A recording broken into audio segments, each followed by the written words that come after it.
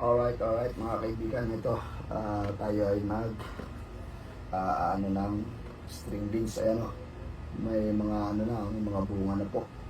Ating ano to, ating po siyang i-massage natin. Ayan, ang mga halaman kailangan din natin. Kailangan din i-massage sa mga halaman. Hindi pwede tayong diligla ng dilig. Kailangan na i-massage natin yan. Ang pinaka-massage nila yung ano, yung lupa, ganito, yung parang ang tawag dito, binubungkal yung lupa, tapos yung hinaan nila para makahinga-hinga sila. Yun po ang tawag diyan, para lalong gumanda yung ating halaman. Yan yan marami itong ano, string beans. So, tapos yung mga damo na pwede natin ibaw natin sa lupa, dito sa lupa niya, para ano po, para maging fertilizer din yan. Sabi natin yung tulong mga damo-damo dito sa gilid, yan, i-kaan natin po yan, ibabaw natin para lalo siyang umanda. Medyo ano na, okay na yung ating daming bunga nito. Ilang ano po ito, ilang puno, marami tayong itinanim ngayon.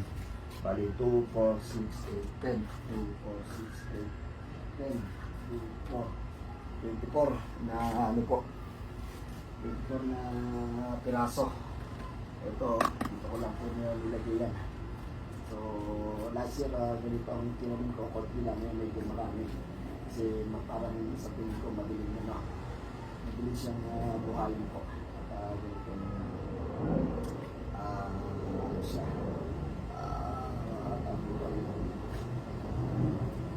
alaman.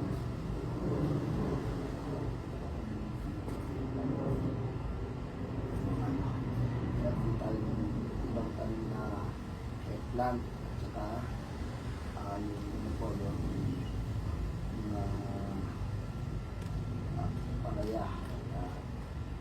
Yung ginagawa natin, yung pinaka-therapy nila, massage ng palagi. Tapos saka kung nagbibilig tayo, ang gagawin natin mga pahapon, tapos yung ibang mga dahon, ating tatanggalin natin yung ibang dahon, yung mga naninilaw-nilaw, tatanggalin natin.